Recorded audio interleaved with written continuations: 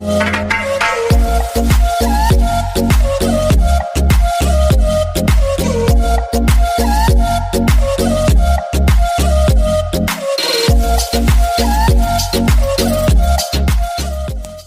Friends, welcome to our channel.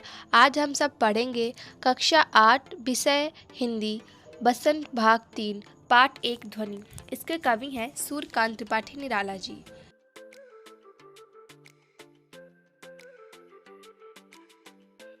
तो पहले हम लोग समझते हैं कि इस पाठ में है क्या। तो यहाँ पर जो कवि सूर्यकांत त्रिपाठी जी हैं वो कहते हैं कि इस कविता में उन्होंने जो है प्रकृति के बारे में बताया हुआ है। प्रकृति के प्रति मानवीय संवेदना को दर्शाया है उन्होंने, और इस कविता में प्रकृति की मनोहरी चित्रण किया है। तो चलिए स्टार्ट करते हैं। अभी न होगा मेरा अंत, अभी अभी ही तो आया हूँ, मेरे मन में मृदुल बसंत, अभी न होगा मेरा अंत। तो यहाँ पर जो वर्ड अंत है इसका मीनिंग है समाप्ति, और जो मृदुल है इसका अर्थ होता है कोमल, मुलायम, और जो वसंत है, ये जो वसंत मौसम नहीं आता है, फूल खिलने का मौसम जो है, ढेर सारे बाग बगीचों में जो है फूल वगैरह खिल जाते हैं, और आम के पेड़ों में जो है बहुत सारे जो है फल वल आने लगते हैं, तो वही है। तो कवि कहते हैं अभी ना होगा मेरा अंत, अभी अभी ही तो आया हूँ। तो जो कवि हैं वो कहते हैं कि जो प्रकृति के उन्होंने चित्रण किया है, तो यहाँ पर उन्होंने बताया है कि जो नई युवाओं की जो पीढ़ी को वो समझाना चाहते हैं कि वो जो है अपने आलस को छोड़ दें और नए उत्साह, साहस और जोश के साथ जीवन का आनंद लें। कवि का उद्देश्य है कि जो युवा पीढ़ी है उनको जागृत करना चाहते हैं। जैसे कि प्रकृति ने फूलों की भरमार है, उनकी सुंदरता और खुशबू चारों तरफ फैली हुई है। जैसे बसंत ऋतु आती है तो तुरंत बसंत ऋतु आती है तो वो तुरंत चली नहीं जाती है, वो पहले आती है, अपनी सुंदरता और खुशबू को चारों तरफ फैलाती है, लोगों को मनमोहित करती है, और जो है उसके बाद फिर वो बहुत दिनों तक रहती है, फिर उसका कभी अंत नहीं होता। वैसे ही कवि कह रहे हैं कि समय का जो अंत है वो कभी होता नहीं है, ऐसा कवि कहते हैं। कवि कहते हैं कि उनके जीवन में अभी अभी तो आया है, मतलब उनके जीवन में अभी अभी उत्साह आया है, जोश आया है, क्षमता है उनको कुछ करने की। तो वही कवि कहते हैं मेरे मन में मृदुल बसंत, अभी न होगा मेरा अंत। तो अभी कुछ दिन रुकेगा, ठहरेगा, अभी इसका अंत नहीं होगा। कवि कहते हैं कि जो है जो चीज़ है, मतलब जो भी सामान है उसका अंत जो है कभी नहीं होगा, क्योंकि अभी अभी तो जीवन में फूलों की भरमार आई है, अभी अभी तो बसंत ऋतु आई है, बसंत ऋतु खिली है, जीवन में नया उत्साह और नया जोश जगा है, जिसकी सहायता से युवा पीढ़ी को जागरूक करने के संकल्प को पूरा करूंगा। कवि कहते हैं कि वो जो है जो युवा पीढ़ी है उनके अंदर जो है अभी अभी जोश आई है, उनके अंदर जो है अभी भी कुछ करने की क्षमता है, तो वो जो है अपने आलस को त्यागें और जो है अपने जीवन में आगे बढ़ें। तो अगर एग्ज़ाम में अगर प्रसंग लिखने को आएगा तो आप लोग लिख सकते हैं कि प्रस्तुत पंक्तियाँ जो है हमारे हिंदी की पाठ्य पुस्तक बसंत भाग 3 से संकलित है। कविता का नाम ध्वनि है और इसके जो कवि हैं वो सूर्यकांत त्रिपाठी निराला जी हैं। और इस कविता में कवि का मानना है कि हमें अपने जीवन के प्रति आशावादी रहना चाहिए, अपनी उम्मीद को नहीं छोड़ना चाहिए और पूरी सकारात्मक के साथ और पूरे जोश और उत्साह के साथ जीवन का आनंद उठाना चाहिए। तो सेकंड है हरे हरे ये पात, डालियां कलियां कोमल गात, मैं ही अपना स्वप्न मृदुल कर फेरूंगा निर्दित कलियों पर, जगह एक प्रत्युष मनोहर। तो यहाँ पर पहले देखते हैं कुछ शब्दों का शब्दार्थ। तो पात मतलब पत्ता, गात शरीर, स्वप्न स्वप्ना, मृदुल जो है मृदुल कर मतलब होता है हाथ, हथेली हमारी, कलियों मतलब छोटी छोटी कलियाँ, जैसे कि फूल होते हैं तो वो पहले छोटी कली होती है, फिर वो खिलते हैं तो बड़े फूल बन जाते हैं। प्रत्युष मतलब जो सुबह का जो है मनोहर मौसम नहीं होता है, सवेरा, वही जब सूर्य खिलते हैं, जब सूर्य भगवान स्लो मोशन मतलब धीरे धीरे सूर्य भगवान निकलते हैं, तो वही उसको प्रत्युष मनोहर बोलते हैं। मनोहर मतलब सुंदर, वो सुंदर सवेरा। तो अगर प्रसंग लिखने को आएगा तो पूरा प्रसंग वही लिखेंगे हम लोग कि प्रस्तुत पंक्तियाँ हमारे हिंदी की पाठ्य पुस्तक बसंत भाग 3 से ली गई हैं। कविता ध्वनि है, कवि जो है सूर्यकांत त्रिपाठी निराला जी हैं और वो यहाँ पर जो है मनुष्य प्रकृति से प्रेरणा लेता है और उसमें नए उत्साह जोश का जग होता है। यह सब कवि ने बताया है। चलिए शुरू करते हैं, इसका अर्थ समझते हैं। हरे हरे ये पात, डालियाँ कलियाँ कोमल गात।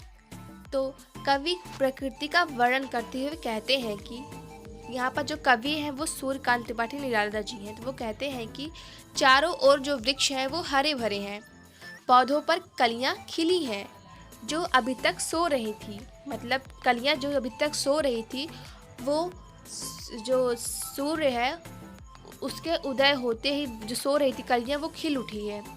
कवि कहते हैं कि मैं सूर्य को लाकर इन अलसाई कलियों को जगाऊंगा। जो पंक्तियों के माध्यम से कवि यह भी कहना चाह रहे हैं कि निराश और ज़िंदगी से हारे लोगों को मैं जीवन दान दूंगा।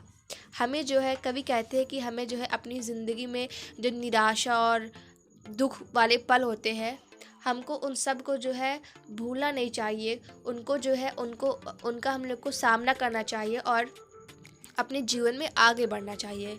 कवि प्रकृति का वर्णन करते हुए कहते हैं कि चारों ओर वृक्ष हरे भरे पौधे पर कलियां खिली हैं जो अभी तक सो रही थी। कवि कहते हैं मैं सूर्य को लाकर इन अलसाई कलियों को जगाऊंगा। मतलब या कि वह युवा पीढ़ी में नई प्रेरणा और उत्साह का संचार करेंगे और उनको जागृत करेंगे कि उठो और जाओ अपने लक्ष्य की ओर प्राप्ति करो।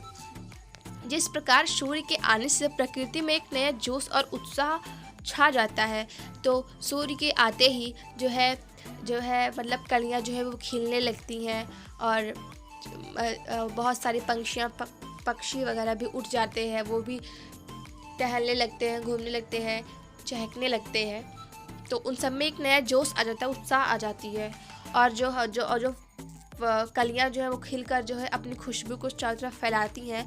तो कवि कहते हैं कि अपने पंक्तियों के माध्यम से कि निराश और ज़िंदगी से हारे व्यक्ति को मैं जीवन दान दूंगा।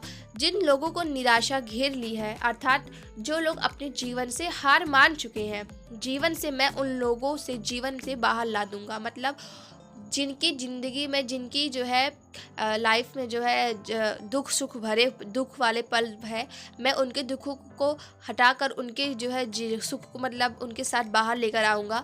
जिस तरह फूलों की बहार बसंत ऋतु में चारों ओर फैली हुई है, जैसे बसंत ऋतु के आते ही जो है जो पेड़ पौधे जो है मुरझाए पड़े थे, बसंत ऋतु के आते ही उन पर नई नई फूल पत्तियाँ फल जो है लद जाते हैं, वो भी खिल उठती है। उसी प्रकार मैं इन सब को एक नया जीवन दान दूंगा। थर्ड है पुष्प पुष्प से तंद्रालस, लालसा खींच लूँगा मैं, अपने नव जीवन का अमृत शहद से सींच दूंगा मैं, द्वार दिखा दूंगा फिर उनको, है मेरे वे जहाँ अनंत, अभी न होगा मेरा अंत। तो पुष्प पुष्प मतलब होता है फूल। तो यहाँ पर पुष्प पुष्प जो है ये हमारा एक प्रकार का पुनरुक्त प्रकाश अलंकार भी है। तो अभी आप लोग अलंकार नहीं जानते होंगे। तंद्रालस मतलब नींद से अलसाया हुआ, लालसा मतलब लालच, नव मतलब नए, अमृत मतलब सुधा, शहर्ष मतलब प्रसन्नता खुशी के साथ, सींच मतलब सिंचाई, द्वार मतलब दरवाजा, अंत मतलब होता है खत्म, अनंत मतलब जिसका कभी भी अंत ही ना हो, जो अनंत है। प्रसंग पूरा सेम वैसे ही रहेगा जैसे मैंने आपको पहले बताया था। तो यहाँ पर जो है प्रस्तुत गद्यांश में जो पद्यांश में जो कवि हैं वो कहते हैं कि कवि कहते हैं कि प्रकृति के द्वारा निराश हताश लोगों के जीवन में खुशियों से भरना चाहते हैं। वे कहते हैं मैं एक एक फूल से आलस्य को खींच लूँगा, अर्थात मैं आलस में पड़े जो युवा जो लोग हैं मैं उनके मन में नए जीवन का अमृत प्रसन्नता से भर दूंगा। कवि जीवन के द्वारा निराश हताश लोगों के जीवन को खुशियों को भर देना चाहते हैं। कवि खुशी खुशी से यह कार्य करना चाहते हैं और जो युवाओं में आलस्य है उसको मिटाकर उन लोगों को जो है प्रेरित करते हैं कि उठो जाओ और अपनी मंजिल की ओर आगे बढ़ो। जिससे प्रत्येक मानव सुखमय जीवन जी सके, अर्थात मनुष्य को जीवन जीने की कला सिखाना चाहता है, कवि चाहते हैं, ताकि वह प्रसन्नता पूर्वक अपने जीवन में आए दुखों से पार हो सके और साहस पूर्वक जीवन जी सके।